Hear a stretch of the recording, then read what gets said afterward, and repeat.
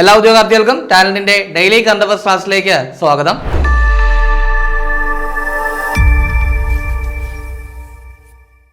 ഇന്ന് നമ്മൾ ചർച്ച ചെയ്യാൻ പോകുന്നത് 2026 ജൂലൈ 27, 28 തീയതികളിലെ പ്രധാന ആനുകാലിക വിഷയങ്ങളും അവയുടെ അനുബന്ധ വിവരങ്ങളുമാണ്. അപ്പോൾ നമുക്ക് ക്ലാസ്സിലേക്ക് കടക്കാം. അപ്പോൾ ഇനി ഒരുപാട് മെയിൻസ് എക്സാമുകളൊക്കെ വരാൻ പോവുകയാണ്. നമുക്കറിയാം ഇതിന്റെ സിലബസ് നോക്കിക്കഴിഞ്ഞാൽ കറണ്ട് അഫയേഴ്സിന് കാര്യമായ റോളുണ്ട്.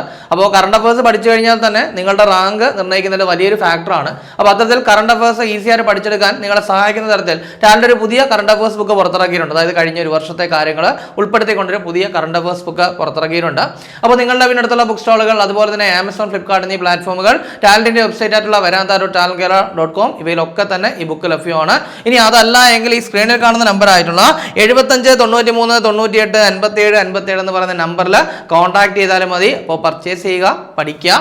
അപ്പോൾ നമുക്ക് ചർച്ച ചെയ്യാനുള്ള ആദ്യത്തെ പോയിന്റ് എന്ന് പറയുന്നത് ഒരു പ്രധാനപ്പെട്ട നിയമനമാണ്. അതായത് കേന്ദ്ര മന്ത്രിസഭയിലെ കാര്യമായൊരു മാറ്റം നിങ്ങൾ എല്ലാവരും ശ്രദ്ധിച്ച കാര്യം തന്നെയാണ്. അതായത് ഇപ്പോൾ നീറ്റ് പരീക്ഷയുടെ വിവാദവുമായിട്ട് ബന്ധപ്പെട്ട ഡൽഹിയിൽ നടന്ന പ്രശ്നങ്ങൾ, അതിനുശേഷം നമ്മുടെ കേന്ദ്ര വിദ്യാഭ്യാസ മന്ത്രിയായിരുന്ന ധർമ്മേന്ദ്ര പ്രധാൻ രാജിവെച്ചത് നമ്മൾ അറിഞ്ഞു അല്ലെ. ഇപ്പോൾ മുൻ കേന്ദ്ര വിദ്യാഭ്യാസ മന്ത്രിയായിരുന്ന ധർമ്മേന്ദ്ര പ്രധാൻ രാജിവെച്ചിരിക്കുന്നു. ഇപ്പോൾ ആരാണ് കേന്ദ്ര വിദ്യാഭ്യാസ വകുപ്പ് മന്ത്രി എന്ന് ചോദിച്ചു കഴിഞ്ഞാൽ പ്രഹ്ലാദ് ജോഷി. ആരാണ്? പ്രഹ്ലാദ് ജോഷിയാണ്. കൃത്യമായിട്ട് പഠിക്കുക. പ്രഹ്ലാദ് ജോഷിയാണ് കേന്ദ്ര വിദ്യാഭ്യാസ വകുപ്പ് മന്ത്രി, അല്ലെങ്കിൽ വിദ്യാഭ്യാസ വകുപ്പ് ഇപ്പോൾ നൽകിയിരിക്കുന്നത് പ്രഹ്ലാദ് ജോഷിക്കാണ് എന്ന് പഠിക്കുക.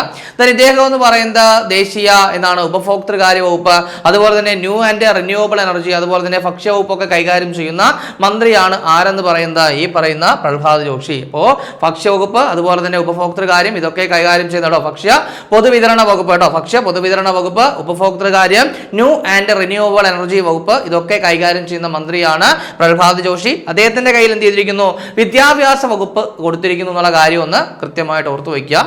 ഇനി മറ്റൊരു പ്രധാനപ്പെട്ട കാര്യത്തിലേക്ക് നമ്മൾ പോവുകയാണ്. അതും ഒരു നിയമനവുമായിട്ട് ബന്ധപ്പെട്ട കാര്യം തന്നെയാണ്. ഇപ്പോൾ റീസെന്റ് ആയിട്ട് നടന്ന പരീക്ഷകളിലെ ക്രമക്കേടുമായിട്ട് ബന്ധപ്പെട്ട് തന്നെയുള്ള ഒരു സമിതി രൂപീകരണവുമായി ബന്ധപ്പെട്ട കാര്യമാണ്. അതായത് രാജ്യത്തെ മത്സര പരീക്ഷകളുടെ ഘടനയും നടത്തിപ്പും പരിഷ്കരിക്കാനായിട്ട് നിയോഗിച്ച 6 അംഗ ഉന്നതതല കർമ്മസേനയുടെ തലവൻ ആരാണ്? അപ്പോൾ കേന്ദ്ര സർക്കാർ എന്ത് ചെയ്തിരിക്കുകയാണ്? ഒരു 6 അംഗ ഉന്നതതല കർമ്മസേന രൂപീകരിച്ചിരിക്കുകയാണ്. എന്തിനു വേണ്ടിയിട്ടാണ്, അല്ലെങ്കിൽ എന്തിനെ കുറിച്ച് പഠിക്കാനാണെന്ന് ചോദിച്ചു കഴിഞ്ഞാൽ രാജ്യത്തെ മത്സര പരീക്ഷകളുടെ ഘടനയും നടത്തിപ്പും ഒക്കെ പരിഷ്കരിക്കാൻ വേണ്ടിയിട്ടാണ് ഇത്തരത്തിലൊരു കമ്മീഷനെ നിയമിച്ചിരിക്കുന്നത്. സോ അതിന്റെ അധ്യക്ഷൻ ആരല്ലെങ്കിൽ അതിന്റെ തലവൻ ആരെന്ന് ചോദിച്ചു കഴിഞ്ഞാൽ നന്ദൻ നിലേകനി. ആരാണ്? നന്ദൻ നിലേകനിയാണ്. കൃത്യമായിട്ട് ഈ ഒരു പേരെന്ന് പഠിക്കുക. ഇൻഫോസിസിന്റെ സഹസ്ഥാപകനാണ് ഈ പറയുന്ന നന്ദൻ നിലേകനി എന്ന് പറയുന്നത്.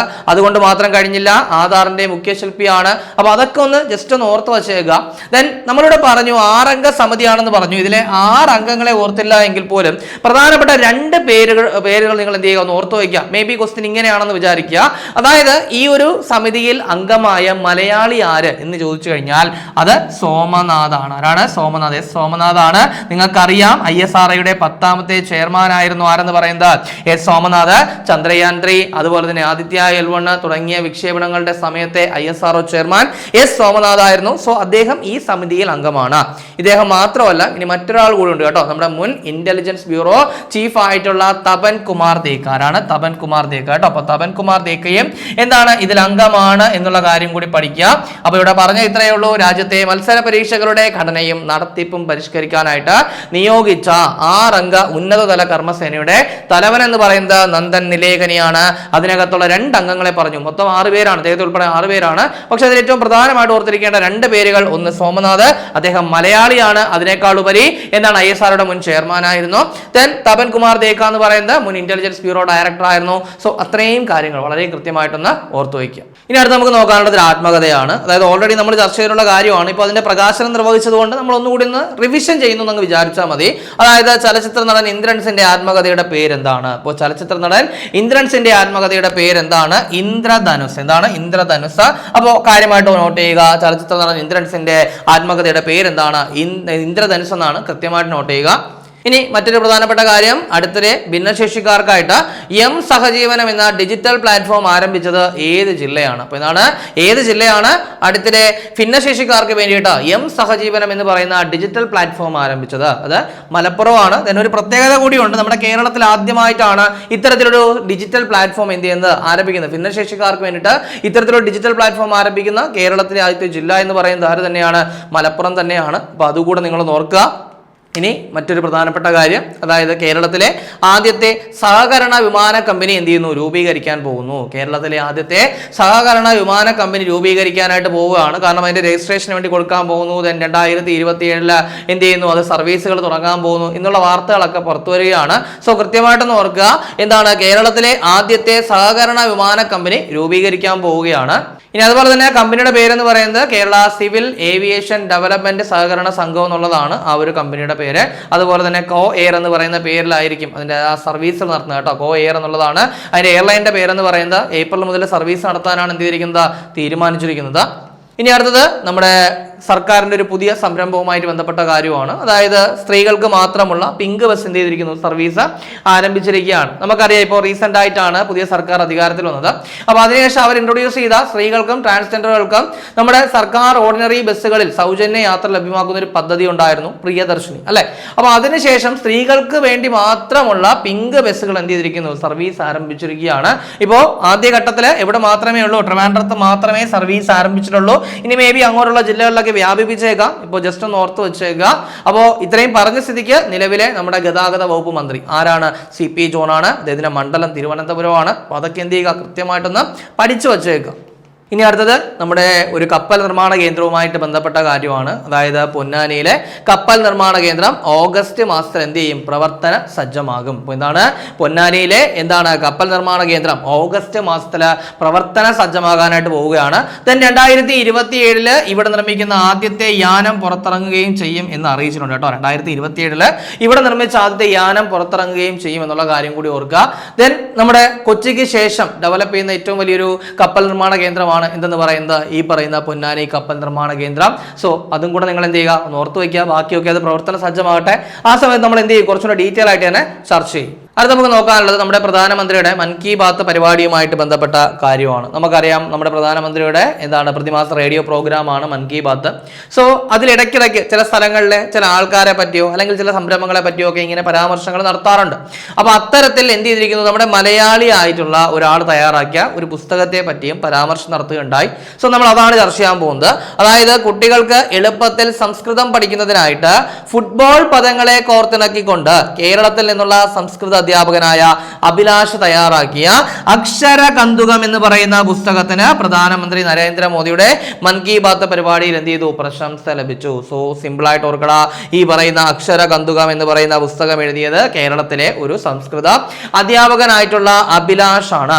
എന്തിനു വേണ്ടിയിട്ട് അല്ലെങ്കിൽ എന്താണ് അതിന്റെ പ്രത്യേകത എന്ന് ചോദിച്ചു കഴിഞ്ഞാൽ കുട്ടികൾക്ക് സംസ്കൃതം ഈസി ആയിട്ട് പഠിക്കാനായിട്ട് എന്ത് ചെയ്യുന്നു, ഫുട്ബോൾ പദങ്ങളെ കോർത്തിണക്കിയാണ് അദ്ദേഹം ആ ഒരു പുസ്തകം തയ്യാറാക്കിയിരിക്കുന്നത്. സോ അത്തരത്തിലുള്ള ഈ ഒരു പുസ്തകം എന്ത് ചെയ്തിരിക്കുകയാണ്, പ്രധാനമന്ത്രിയുടെ മൻ കി ബാത്തിൽ പരാമർശിക്കപ്പെട്ടിരിക്കുകയാണ്. സോ അതുകൊണ്ട് വളരെ റെയറായിട്ട് കിടന്നൊരു ന്യൂസ് ആയതുകൊണ്ട് നമ്മളൊന്ന് ചർച്ച ചെയ്തു മാത്രം കേട്ടോ.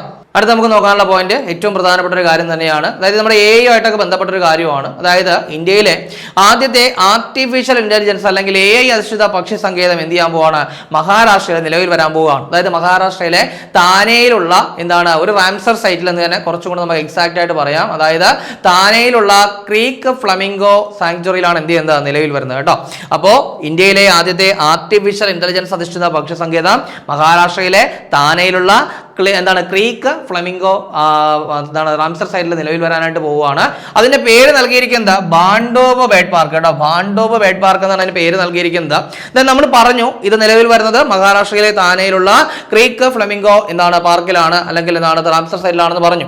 ദെൻ ഈ ക്രീക്ക് ഫ്ലമിംഗോ പാർക്ക് എന്ന് പറയുന്നത് ഇന്ത്യയിലെ ആദ്യത്തെ ഫ്ലമിംഗോ പാർക്കാണ് കേട്ടോ. അതായത് ഫ്ലമിംഗോയെ സംരക്ഷിക്കാനുള്ള ഇന്ത്യയിലെ ആദ്യത്തെ പാർക്കാണ് എന്നുള്ള കാര്യം ഓർക്കുക. ദെൻ അതുപോലെ തന്നെ 2022 ഇത് റാംസർ സൈറ്റ് ആയിട്ട് ഉൾപ്പെടുത്തുന്നത്. ദെൻ ഒരു നഗരത്തിൽ സ്ഥിതി ചെയ്യുന്ന ഇന്ത്യയിലെ ആദ്യത്തെ റാംസർ സൈറ്റ് കൂടിയാണ് ഇതെന്നുള്ള കാര്യം ഒന്ന് ഓർത്ത് വെച്ചേക്കുക. അപ്പോൾ നമ്മുടെ ഇന്ത്യയിലെ ആദ്യത്തെ ആർട്ടിഫിഷ്യൽ ഇന്റലിജൻസ് അധിഷ്ഠിത പക്ഷി സങ്കേതം അതിന്റെ പേരെന്ന് പറയുന്നത് ബാൻഡോബ് ബേർഡ് പാർക്ക് എന്നാണ്. മഹാരാഷ്ട്രയിലാണ്. മഹാരാഷ്ട്രയിലെ താനെയിലുള്ള എന്താണ് ക്രീക്ക് ഫ്ലമിംഗോ പാർക്കിലാണ് എന്ത് ചെയ്യുന്നത്, നിലവിൽ വരുന്നത്. ഇനി അടുത്ത് നമുക്ക് നോക്കാനുള്ളത് ഏറ്റവും പ്രധാനപ്പെട്ട ഒരു അപ്ഡേഷൻ പോയിന്റ്. എല്ലാ വർഷവും ഇങ്ങനെ അപ്ഡേഷൻ വരുന്ന ഒരു കാര്യം തന്നെയാണ്. അതായത് യുനെസ്കോയുടെ വേൾഡ് ഹെറിറ്റേജ് ലിസ്റ്റ്.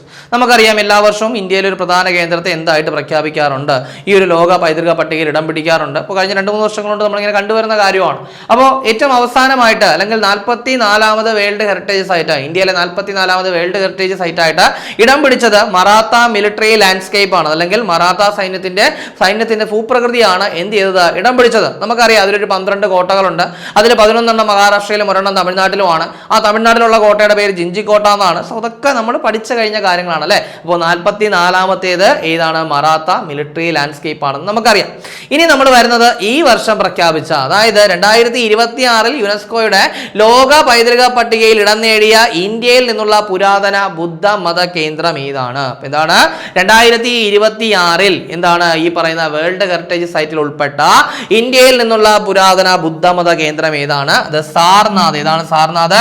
നമ്മൾ മലയാളവൽക്കരിക്കുമ്പോൾ ഈ സാരാനാഥ് എന്നൊക്കെ പറയും, അത് തന്നെയാണ് സംഭവം കേട്ടോ. സാരാനാഥ് തന്നെയാണ്. നമുക്കറിയാമല്ലോ ഈ സാരാനാഥ് എന്താ നമ്മുടെ ഈ പറയുന്ന നമ്മുടെ ദേശീയ മുദ്രയും അതുപോലെ തന്നെ അശോക ചക്രം ഒക്കെ എന്താണ് കടമെടുത്തിരിക്കുന്നത്, അല്ലെങ്കിൽ എന്താണ് അത് എവിടെ നിന്നാണ് എടുത്തിരിക്കുന്നത് എന്ന് ചോദിച്ചു കഴിഞ്ഞാൽ ഈ സാരാനാഥിലെ ആ സ്തംഭത്തിൽ നിന്നാണെന്നുള്ള കാര്യം നമുക്കറിയാവുന്ന കാര്യമാണ്, നമ്മൾ പഠിക്കുന്ന കാര്യമാണ്. ദെൻ ബുദ്ധമത പ്രകാരം അവർക്ക് ഏറ്റവും പ്രാധാന്യമുള്ള ഒരു സ്ഥലം കൂടിയാണ് സാരാനാഥ് അല്ലെങ്കിൽ സാർനാഥ് എന്ന് പറയുന്നത്. ഇത് ഉത്തർപ്രദേശിലാണ്, വാരണാസി ജില്ലയിലാണ്.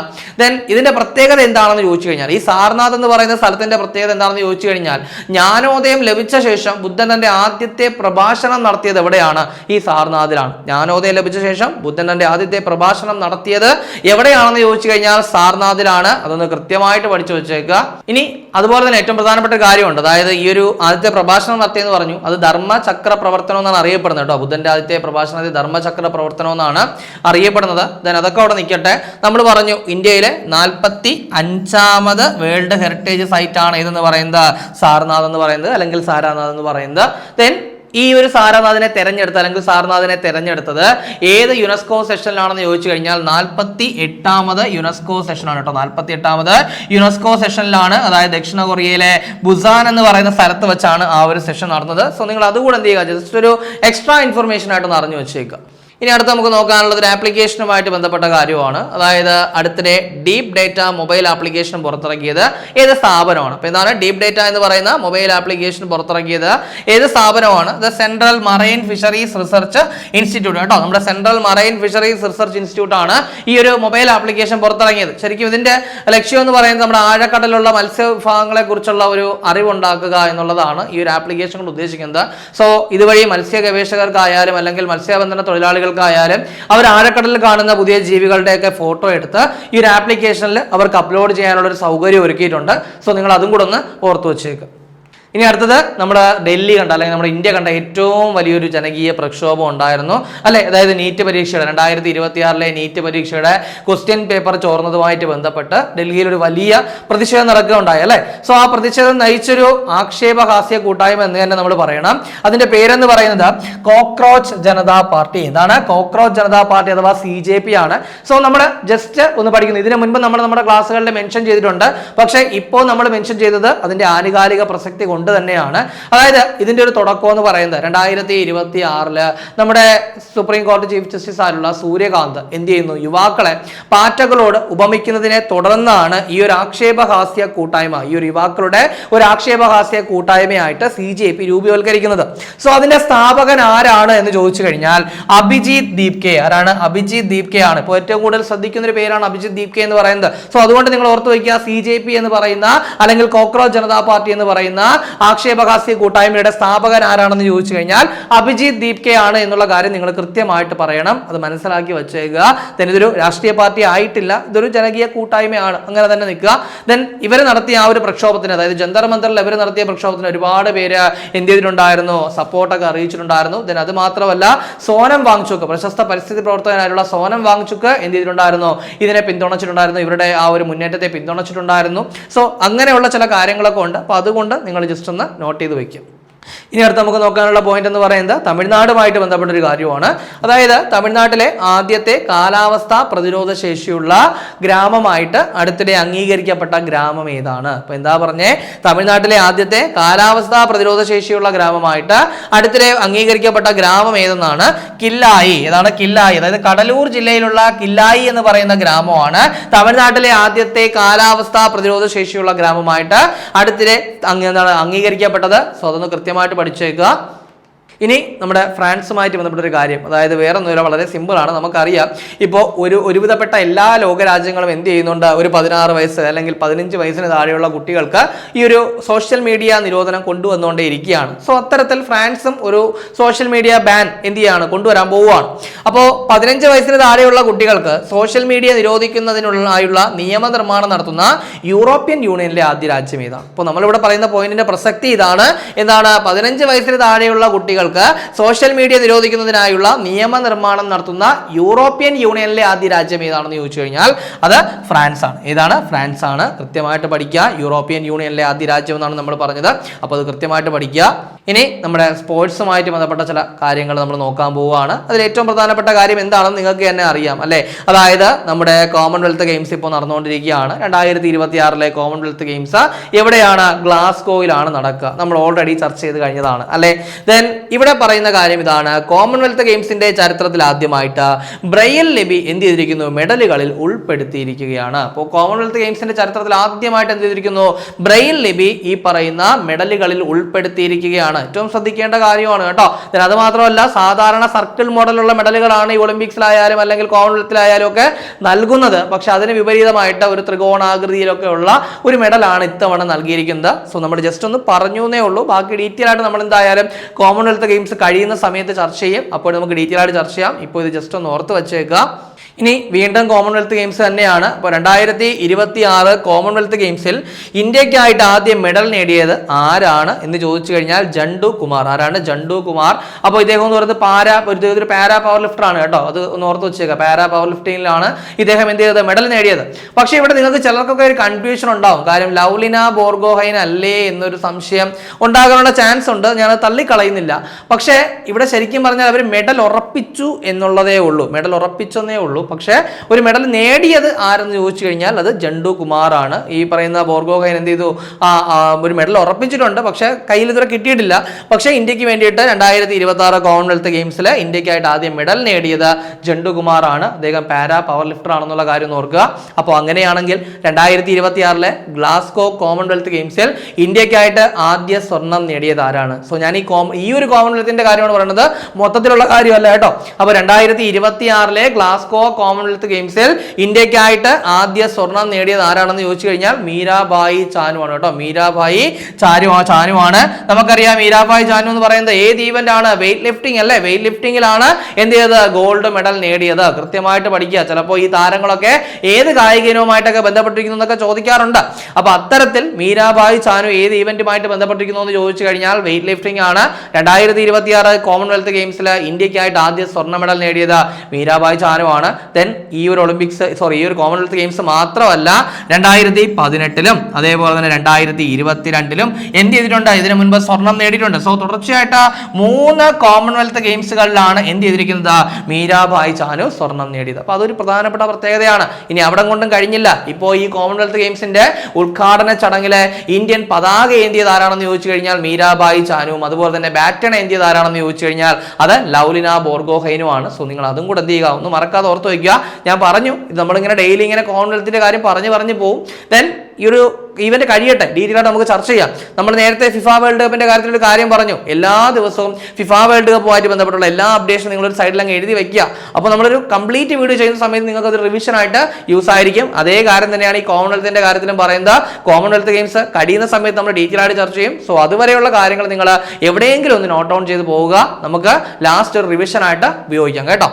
ഇനി അടുത്തത് മറ്റൊരു പ്രധാനപ്പെട്ട കാര്യമാണ്. അതായത് 2026 ലോക ജൂനിയർ സ്ക്വാഷ് ചാമ്പ്യൻഷിപ്പ് എവിടെ വെച്ചാണ് നടന്നതെന്ന് ചോദിച്ചു കഴിഞ്ഞാൽ കാനഡയിൽ വെച്ചാണ് നടന്നത് കേട്ടോ. കാനഡയിലാണ് നടന്നത്. സോ ഈ ഒരു 2026 ലോക ജൂനിയർ സ്ക്വാഷ് ചാമ്പ്യൻഷിപ്പിന്റെ വനിതാ സിംഗിൾസ് കിരീടം നേടിയത് ആരാണെന്ന് ചോദിച്ചു കഴിഞ്ഞാൽ അനഹാദ് സിംഗ്. ആരാണ്? അനഹാദ് സിംഗ് ആണ്. ഇനി വേറൊരു കാര്യമുണ്ട്, പ്രത്യേകതയുണ്ട്. കാര്യം ആദ്യമായിട്ട് ഒരു ലോക ജൂനിയർ സ്ക്വാഷ് ചാമ്പ്യൻഷിപ്പ് കിരീടം ഒരു ഇന്ത്യൻ താരം സ്വന്തമാക്കിയിരിക്കുന്നു എന്നുള്ളൊരു പ്രത്യേകത കൂടിയുണ്ട്. സോ നിങ്ങൾ ആ ഒരു പ്രത്യേകത കൂടെ നോട്ട് ചെയ്ത് വെച്ചേക്കുക. ഇനി നമ്മുടെ ഇന്ത്യയുടെ 99ാമത് ഗ്രാൻഡ് മാസ്റ്റർ. സോ 100ലേക്ക് എണ്ണം അടുക്കാൻ പോവുകയാണ്. സോ 99ാമത് ഗ്രാൻഡ് മാസ്റ്റർ ആരെന്ന് ചോദിച്ചു കഴിഞ്ഞാൽ VS രത്തൻവേൽ. തമിഴ്നാട് സ്വദേശിയായ VS രത്തൻവേൽ ആണ് ഇന്ത്യയുടെ 99ാമത് ഗ്രാൻഡ് മാസ്റ്റർ. ദെൻ 100 ആകട്ടെ, ആ 100 നിങ്ങൾ മാർക്ക് ചെയ്ത് വെച്ച് പഠിക്കുക. കാര്യം എന്ന് പറയുന്നത് ആ 100 ചിലപ്പോൾ പരീക്ഷയിൽ ചോദിക്കാനായിട്ട് നല്ല ചാൻസ് ഉള്ള ചോദ്യമാണ്. അപ്പോൾ അതുകൊണ്ട് ആ 100 എത്തട്ടെ നമ്മൾ എന്ത് ചെയ്യും? ചർച്ച ചെയ്യും. അപ്പോൾ നമ്മുടെ കേരള ഹൈക്കോടതി അസിസ്റ്റന്റ് എക്സാമിന് വേണ്ടി തയ്യാറെടുക്കുന്ന ഉദ്യോഗാർത്ഥികൾക്ക് വേണ്ടിയിട്ട് ടാലന്റ് ഏറ്റവും പുതിയ കേരള ഹൈക്കോടതി ഹൈക്കോർട്ട് അസിസ്റ്റന്റ് റാങ്ക് ഫെയിൽ പുറത്തിറക്കിയിട്ടുണ്ട്. മുൻവർഷ ചോദ്യങ്ങളൊക്കെ ഉൾപ്പെടുത്തി സിലബസ് അടിസ്ഥാനമാക്കി തന്നെയാണ് ഈ ഒരു റാങ്ക് ഫെയിൽ തയ്യാറാക്കിയിട്ടുള്ളത്. നിങ്ങളുടെ വീടിനടുത്തുള്ള ബുക്ക് സ്റ്റോളുകൾ, ആമസോൺ, ഫ്ലിപ്കാർട്ട് എന്നീ പ്ലാറ്റ്ഫോമുകൾ, ടാലന്റിന്റെ വെബ്സൈറ്റ് ആയിട്ടുള്ള veranda.talentkerala.com ഇവയിലൊക്കെ തന്നെ ബുക്ക് ലഭ്യമാണ്. ഇനി അതല്ല എന്നുണ്ടെങ്കിൽ 75 93 98 57 57 എന്ന് പറയുന്ന നമ്പറിൽ നിങ്ങൾ കോൺടാക്ട് ചെയ്താലും മതി. അപ്പോൾ പർച്ചേസ് ചെയ്യുക, പഠിച്ചു തുടങ്ങുക. ഇനി നമ്മുടെ യൂണിവേഴ്സിറ്റി അസിസ്റ്റന്റ്, അതായത് നമുക്കറിയാം ഡിഗ്രി പ്രിലിംസ് ഒക്കെ കഴിഞ്ഞു, ഇനി അടുത്ത മെയിൻസിന്റെ സമയമാണ്. സോ യൂണിവേഴ്സിറ്റി അസിസ്റ്റന്റ് മെയിൻസ് എക്സാമിനോട് തയ്യാറെടുക്കുന്ന ഉദ്യോഗാർത്ഥികൾക്ക് വേണ്ടിയിട്ടും ടാലന്റ് സ്പെഷ്യൽ ടോപ്പിക് ബുക്ക് പുറത്തിറക്കിയിട്ടുണ്ട്. നിങ്ങൾക്കറിയാം സ്പെഷ്യൽ ടോപ്പിക്കിന് വളരെ പ്രധാനപ്പെട്ട റോളുണ്ട്. അപ്പോൾ ഈ ഒരു സ്പെഷ്യൽ ടോപ്പിക്കിൽ പ്രീവിയസ് ഇയർ ക്വസ്റ്റ്യൻസും അതുപോലെ തന്നെ സിലബസ് അടിസ്ഥാനമാക്കിയൊക്കെ തന്നെയാണ് തയ്യാറാക്കിയിരിക്കുന്നത്. അപ്പോൾ നിങ്ങൾക്ക് ഈ ഒരു ബുക്ക് പർച്ചേസ് ചെയ്യാനായിട്ട് 75 93 98 57 57 എന്ന് പറയുന്ന നമ്പറിൽ കോൺടാക്ട് ചെയ്യുകയോ അല്ലെങ്കിൽ ഞങ്ങളുടെ വെബ്സൈറ്റ് സന്ദർശിക്കുക veranda.talentkerala.com. ഇനി അതല്ലെങ്കിൽ നിങ്ങളുടെ വീടിനടുത്തുള്ള ബുക്ക് സ്റ്റോളുകളിലും ആമസോൺ, ഫ്ലിപ്കാർട്ട് എന്നീ പ്ലാറ്റ്ഫോമുകളിലൊക്കെ ലഭ്യമാണ്. സോ പർച്ചേസ് ചെയ്യുക, പഠിച്ചു തുടങ്ങുക. അപ്പോൾ നമുക്ക് ചർച്ച ചെയ്ത പോയിന്റുകൾ ഒന്നുകൂടി നോക്കാം. ആദ്യം പറഞ്ഞത് 2 പ്രധാനപ്പെട്ട നിയമനങ്ങൾ. ഒന്ന്, പുതിയ കേന്ദ്ര വിദ്യാഭ്യാസ മന്ത്രി അല്ലെങ്കിൽ കേന്ദ്രത്തിന്റെ വിദ്യാഭ്യാസ വകുപ്പ് നിലവിൽ ആരുടെ കയ്യിലാണെന്ന് ചോദിച്ചു കഴിഞ്ഞാൽ പ്രഹ്ലാദ് ജോഷിയുടെയാണ്. കാര്യം ധർമ്മേന്ദ്ര പ്രധാൻ എന്ത് ചെയ്തു? രാജിവെച്ചു. അതിനുശേഷം നമ്മൾ പറഞ്ഞ പോയിന്റ് എന്തായിരുന്നു? രാജ്യത്തെ മത്സര പരീക്ഷകളുടെ ഘടനയും നടത്തിപ്പും പരിഷ്കരിക്കാനായിട്ട് നിയോഗിച്ച 6 അംഗ ഉന്നതതല കർമ്മസേനയുടെ തലവൻ ആരാണ്? നന്ദൻ നിലേകനിയാണ്. കൃത്യമായിട്ട് ഒന്ന് പഠിച്ചു വെച്ചേക്കുക. അതിനകത്ത് 2 അംഗങ്ങളെ കൂടി നമ്മൾ പറഞ്ഞല്ലോ. മൊത്തം 6 പേരുണ്ട്. അതിൽ പ്രധാനപ്പെട്ട 2 അംഗങ്ങളെ പറഞ്ഞു. ഒന്നെന്ന് പറയുന്നത് നമ്മുടെ സോമനാഥാണ്, മലയാളിയാണ്, മുൻ ISRO ചെയർമാനാണ്. മുൻ IB ഡയറക്ടർ ആയിട്ടുള്ള തപൻ കുമാർ ദേക്കയും ഉണ്ടെന്ന് പറഞ്ഞു. അതിനുശേഷം പറഞ്ഞത് ഇന്ദ്രൻസിന്റെ ആത്മകഥ എന്താണ്? ഇന്ദ്രധനുസ്. അതിനുശേഷം ഒരു ഡിജിറ്റൽ പ്ലാറ്റ്ഫോമിനെ പറ്റി പറഞ്ഞു. അതായത് സഹജീവനം എന്ന് പറയുന്ന ഡിജിറ്റൽ പ്ലാറ്റ്ഫോം പുറത്തിറക്കിയത് അല്ലെങ്കിൽ ആരംഭിച്ചത് മലപ്പുറമാണ്. ഭിന്നശേഷിക്കാർക്കായിട്ട് ആരംഭിച്ചതാണ്. കേരളത്തിൽ ആദ്യമായിട്ടാണ് ഒരു ജില്ല എന്ത് ചെയ്യുന്നത് ഇത്തരത്തിലൊരു പ്ലാറ്റ്ഫോം കൊണ്ടുവരുന്നത് എന്നുള്ള കാര്യം ഓർക്കുക. അതിനുശേഷം പറഞ്ഞത് കേരളത്തിലെ ആദ്യത്തെ സഹകരണ വിമാന കമ്പനി രൂപീകരിക്കാൻ പോവുകയാണ്. അടുത്ത വർഷം എന്ത് ചെയ്യും? അതിന്റെ സർവീസുകളൊക്കെ ആരംഭിക്കും. അതിനുശേഷം സ്ത്രീകൾക്ക് മാത്രമുള്ള പിങ്ക് ബസ് എവിടെ? തിരുവനന്തപുരത്ത് ഓടിത്തുടങ്ങി. അതിനുശേഷം പൊന്നാനിയിലെ കപ്പൽ നിർമ്മാണ കേന്ദ്രം ഓഗസ്റ്റ് മാസത്തിൽ പ്രവർത്തന സജ്ജമാകും. 2027 അവിടെ നിന്നുള്ള ആദ്യത്തെ യാനം എന്ത് ചെയ്യും? പുറത്തിറങ്ങുമെന്ന് പറഞ്ഞിട്ടുണ്ട്. അതിനുശേഷം പറഞ്ഞ പോയിന്റ് നമ്മുടെ മൻ കി ബാത്തുമായിട്ട് ബന്ധപ്പെട്ട ഒരു കാര്യമാണ്. അതായത് കുട്ടികൾക്ക് എളുപ്പത്തിൽ സംസ്കൃതം പഠിക്കുന്നതിനായിട്ട് ഫുട്ബോൾ പദങ്ങളെ കോർത്തിണക്കി കേരളത്തിൽ നിന്നുള്ള സംസ്കൃത അധ്യാപകനായിട്ടുള്ള അഭിലാഷ് തയ്യാറാക്കിയ ഏത് പുസ്തകം? അക്ഷരകന്തുകം. ഈ പുസ്തകത്തെ പറ്റി പ്രധാനമന്ത്രി നരേന്ദ്രമോദി മൻ കി ബാത്തിൽ പരാമർശിച്ചു എന്നുള്ള കാര്യം പഠിക്കുക. അതിനുശേഷം പറഞ്ഞത് ഫാൻഡു ബേർഡ് പാർക്കിനെ പറ്റിയാണ്. അതായത് താനയിലെ ക്രീക്ക് ഫ്ലമിംഗോ പാർക്കിലാണ് എന്ത് ചെയ്യുന്നത്? ഈ ഒരു ഫാൻഡു ബേർഡ് പാർക്ക് സജ്ജമാകുന്നത്. ഇതിന്റെ പ്രത്യേകത എന്താ പറഞ്ഞത്? ഇന്ത്യയിലെ ആദ്യത്തെ ആർട്ടിഫിഷ്യൽ ഇന്റലിജൻസ് അധിഷ്ഠിത പക്ഷി സങ്കേതമാണ് ഇതെന്ന് പറയുന്നത് ഫാൻഡു ബേർഡ് പാർക്ക്. ഏത് സംസ്ഥാനം എന്ന് ചോദിച്ചു കഴിഞ്ഞാൽ മഹാരാഷ്ട്രയാണ്. അതിനുശേഷം പറഞ്ഞു 2026 യുനെസ്കോയുടെ ലോക പൈതൃക പട്ടികയിൽ ഇടം നേടിയ ഇന്ത്യയിൽ നിന്നുള്ള പുരാതന ബുദ്ധമത കേന്ദ്രം ഏതാണ്? സാർനാഥ് അല്ലെങ്കിൽ സാരാനാഥ്. ഇന്ത്യയിലെ 45ാമത് ഇത്രാമത്തെ 45ാമത് വേൾഡ് ഹെറിറ്റേജ് സൈറ്റ് ആണ്. അങ്ങനെയാണെങ്കിൽ 44 ഏതാണ്? മറാത്ത മിലിറ്ററി ലാൻഡ്സ്കേപ്പ് ആണ്. അതിൽ 12 കോട്ടകളുണ്ട്. ഒരു കോട്ട ഒഴികെ ബാക്കി എല്ലാം മഹാരാഷ്ട്രയിൽ. മിച്ചമുള്ള ഒരു കോട്ട എന്ന് പറയുന്നത് തമിഴ്നാട്ടിലാണ്. അതിന്റെ പേര് ജിഞ്ചിക് കോട്ട എന്നാണ്. അതിനുശേഷം ഒരു ഡീപ് ഡേറ്റ എന്ന് പറയുന്നൊരു മൊബൈൽ ആപ്ലിക്കേഷൻ പുറത്തിറക്കി. ആരാണെന്ന് ചോദിച്ചു കഴിഞ്ഞാൽ central marine fisheries research institute ആണ്. അതിനുശേഷം CJP അഥവാ കോക്രോച്ച് ജനതാ പാർട്ടി, അതിന്റെ സ്ഥാപകൻ അഭിജിത് ദീപ്കെ ആണ്. എന്തുകൊണ്ട് പറഞ്ഞു എന്ന് ചോദിച്ചു കഴിഞ്ഞാൽ കാര്യം പറയേണ്ട ആവശ്യമില്ല, നിങ്ങൾക്കറിയാം. പ്രതിഷേധം നിങ്ങൾ കണ്ടതാണ്, അതിന്റെ റിസൾട്ട് നിങ്ങൾ കണ്ടതാണ്. അതുപോലെ തന്നെ ഈ ഒരു കോക്രോച്ച് ജനതാ പാർട്ടി രൂപീകരിക്കാൻ കാരണമായത് നമ്മുടെ ചീഫ് ജസ്റ്റിസ് ആണ്. കാര്യം അദ്ദേഹത്തിന്റെ ഒരു വിവാദ പരാമർശത്തിൽ നിന്നാണ് ഈ ഒരു ആക്ഷേപഹാസ്യ കൂട്ടായ്മ. ഇതൊരു രാഷ്ട്രീയ പാർട്ടിയല്ല, ഒരു ആക്ഷേപഹാസ്യ കൂട്ടായ്മയാണ്. വീണ്ടും ഞാൻ അത് ആവർത്തിക്കുകയാണ്. ഒരിക്കലും രാഷ്ട്രീയ പാർട്ടി എന്നൊരു തെറ്റിദ്ധാരണ നിങ്ങൾ ഉണ്ടാക്കരുത്. കാരണം ഇതുവരെയും രാഷ്ട്രീയ പാർട്ടിയായിട്ട് അതിനെ ഡിക്ലെയർ ചെയ്തിട്ടില്ല. ഒരു ആക്ഷേപഹാസ്യ കൂട്ടായ്മ, യുവജനങ്ങളുടെ ഒരു ആക്ഷേപഹാസ്യ കൂട്ടായ്മയായിട്ട് മാത്രമാണ് അത് ഡിക്ലെയർ ചെയ്തിരിക്കുന്നത്. അത് കൃത്യമായിട്ട് ഓർക്കുക. അതിനുശേഷം നമ്മൾ പറഞ്ഞ പോയിന്റ് എന്ന് പറയുന്നത് തമിഴ്നാട്ടിലെ ആദ്യത്തെ കാലാവസ്ഥാ പ്രതിരോധ ശേഷിയുള്ള ഗ്രാമമായി അടുത്തിടെ അംഗീകരിക്കപ്പെട്ട ഗ്രാമം ഏതാണെന്ന് പറഞ്ഞു. അത് കില്ലായി ആണ്. കടലൂർ ജില്ലയിലെ കില്ലായി ആണ്. അതിനുശേഷം ഫ്രാൻസുമായി ബന്ധപ്പെട്ട ഒരു കാര്യം പറഞ്ഞു. അതായത് 15 വയസ്സിന് താഴെയുള്ള കുട്ടികൾക്ക് സോഷ്യൽ മീഡിയ നിരോധിക്കുന്നതിനായുള്ള നിയമനിർമ്മാണം നടത്തുന്ന യൂറോപ്യൻ യൂണിയനിലെ ആദ്യത്തെ രാജ്യം എവിടെയാ? യൂറോപ്യൻ യൂണിയനിലെ ആദ്യത്തെ രാജ്യം അത് ഫ്രാൻസ് ആണ്. അതിനുശേഷം സ്പോർട്സുമായിട്ട് ബന്ധപ്പെട്ട കുറച്ച് കാര്യങ്ങളാണ്. പ്രത്യേകിച്ച് നമ്മുടെ കോമൺവെൽത്ത് ഗെയിംസ് ആണ്. എന്തൊക്കെയാ പറഞ്ഞത്? 3 കാര്യങ്ങൾ. ഒന്ന്, മെഡലിന്റെ കാര്യം പറഞ്ഞു. മെഡലിലെ ബ്രെയിൽ ലിപി ഉൾപ്പെടുത്തി എന്ന് പറഞ്ഞു അല്ലെ. അതുപോലെ തന്നെ 2026 കോമൺവെൽത്ത് ഗെയിംസിൽ ഇന്ത്യക്കായിട്ട് ആദ്യം മെഡൽ നേടിയത് ജണ്ടു കുമാറും, ഇന്ത്യക്ക് വേണ്ടി ആദ്യം സ്വർണം നേടിയത് മീരാബായി ചാനു ആണെന്ന് പറഞ്ഞു. ഡീറ്റെയിൽഡ് വീഡിയോ എന്തായാലും പുറകെ വരുന്നുണ്ടാവും. അതിനുശേഷം പറഞ്ഞത് 2026 ലോക ജൂനിയർ സ്ക്വാഷ് ചാമ്പ്യൻഷിപ്പിന്റെ വനിതാ സിംഗിൾസ് കിരീടം നേടിയത് ആരെന്നാണ്. അത് അനഹാത്ത് സിംഗ് ആണ്, കൃത്യമായിട്ട് പഠിക്കുക. അതിനുശേഷം ഇന്ത്യയുടെ 99ാമത് ഗ്രാൻഡ് മാസ്റ്റർ ആരാണെന്ന് പറഞ്ഞു. ആരാണ്? VS രത്തൻവേലാണ്. അതുകൂടെ ഓർത്തു വയ്ക്കുക. ഇനി കഴിഞ്ഞ ക്ലാസ്സുമായി ബന്ധപ്പെട്ട 2 ചോദ്യങ്ങൾ നൽകുകയാണ്. അതിൽ ഉത്തരം കൂടി കമന്റ് ചെയ്യുക. ആദ്യത്തെ ചോദ്യം, 2026 ജൂലൈയിൽ നീതി ആയോഗിന്റെ പുതിയ CEO ആയിട്ട് നിയമിതനായത് ആരെന്നാണ്. അശോക് കുമാർ ലഹിരി, തപൻ കുമാർ പാണ്ഡെ, അനുരാഗ് ജെയിൻ, BVR സുബ്രഹ്മണ്യൻ. ശരി ഉത്തരം കമന്റ് ചെയ്യുക. പ്രധാനപ്പെട്ട ക്വസ്റ്റ്യൻ ആണ്. രണ്ടാമത്തെ ചോദ്യം എന്ന് പറയുന്നത്, അമൃത് ഭാരത് പദ്ധതിയുടെ ഭാഗമായിട്ട് നവീകരിച്ച പരപ്പനങ്ങാടി റെയിൽവേ സ്റ്റേഷന്റെ പ്രവേശന കവാടത്തിൽ തയ്യാറാക്കിയ ചുമർ ചിത്രങ്ങൾക്ക് അടിസ്ഥാനമായ നോവൽ ഏത് എന്നുള്ളതാണ്. അത് ഇന്ദുലേഖ, കുന്തലത, മാർത്താണ്ഡവർമ്മ, ബാല്യകാല സഖി. ശരി ഉത്തരം കമന്റ് ചെയ്യുക. കഴിഞ്ഞ ക്ലാസ് നൽകിയത് 2 ചോദ്യങ്ങളുടെ ഉത്തരം കൂടി നോക്കാം. ആദ്യത്തെ ചോദ്യം, ഇന്ത്യയിൽ ആദ്യമായിട്ട് സംസ്ഥാന തലത്തിൽ സംസ്ഥാന നർക്കോട്ടിക്സ് കൺട്രോൾ ബ്യൂറോ രൂപീകരിക്കാൻ അനുമതി നൽകിയ സംസ്ഥാനം ഏതെന്നാണ്. നമ്മുടെ കേരളമാണെന്നുള്ള കാര്യം ഓർക്കുക. ഇതിന്റെ ആസ്ഥാനം തിരുവനന്തപുരത്തായിരിക്കും എന്നുള്ള കാര്യമൊക്കെ നമ്മൾ ചർച്ച ചെയ്തിട്ടുണ്ടായിരുന്നു അല്ലെ. രണ്ടാമത്തെ ചോദ്യം, രാത്രിയിൽ ഭൂമിയിലെ നിർദ്ദിഷ്ട പ്രദേശങ്ങളിലേക്ക് സൂര്യപ്രകാശം പ്രതിഫലിപ്പിക്കാനായിട്ട് ലക്ഷ്യമിടുന്ന എറൻഡിൽ 1 എന്ന് പറയുന്ന ഉപഗ്രഹം വിക്ഷേപിക്കാൻ ഒരുങ്ങുന്ന കമ്പനി ഏത് എന്നുള്ളതാണ് ചോദ്യം. അപ്പോൾ ഇതിന്റെ ശരി ഉത്തരം എന്ന് പറയുന്നത് റിഫ്ലക്ട് ഓർബിറ്റൽ കേട്ടോ. റിഫ്ലക്ട് ഓർബിറ്റൽ എന്ന് പറയുന്ന കമ്പനിയാണ്. നമുക്കറിയാം ഈ ഒരു ഇതിന് ഒരേ സമയം അനുകൂലമായുള്ള സാഹചര്യം ഉണ്ട്, അതേസമയം ഒരു പ്രതികൂലമായ സാഹചര്യം ഉണ്ട്. കാര്യം ഭാവിയിലെ ജ്യോതിശാസ്ത്ര നിരീക്ഷണങ്ങളൊക്കെ ഇത് ബാധിക്കുമെന്ന് ഒരു സൈഡിലെ ശാസ്ത്രജ്ഞന്മാർ വാദിക്കുന്നുണ്ടെങ്കിൽ ഒരു സൈഡിൽ എന്ത് ചെയ്തിട്ടുണ്ട്, ഇതിന് അംഗീകാരം കിട്ടിയിട്ടുണ്ടെന്നുള്ള കാര്യം കൂടി ഓർക്കുക. അപ്പോൾ നമ്മളിന്ന് ചർച്ച ചെയ്ത ചോദ്യങ്ങളും അതിന്റെ ഉത്തരങ്ങളും ചർച്ച ചെയ്ത പോയിന്റുകളും മനസ്സിലായി വിചാരിക്കുന്നു. വളരെ കാര്യമായിട്ട് നല്ലതുപോലെ തന്നെ ഡെയിലി കറണ്ട് അഫയേഴ്സ് അപ്ഡേറ്റ് ചെയ്ത് പോവുക, നല്ലപോലെ വർക്ക് ചെയ്യുക, എത്രയും പെട്ടെന്ന് ഒരു ജോലി നേടിയെടുക്കുക. 2026 ജൂലൈ 27, 28 തീയതികളിലെ പ്രധാന ആനുകാലിക വിഷയങ്ങളും അവയുടെ അനുബന്ധ വിവരങ്ങളുമാണ് നമ്മൾ ചർച്ച ചെയ്ത് കഴിഞ്ഞത്. അപ്പോൾ ഈ ചർച്ച ചെയ്ത പോയിന്റുകളൊക്കെ മനസ്സിലായെന്ന് വിചാരിക്കുന്നു. മറ്റൊരു ക്ലാസ്സുമായി നമുക്ക് അടുത്ത ദിവസം കാണാം.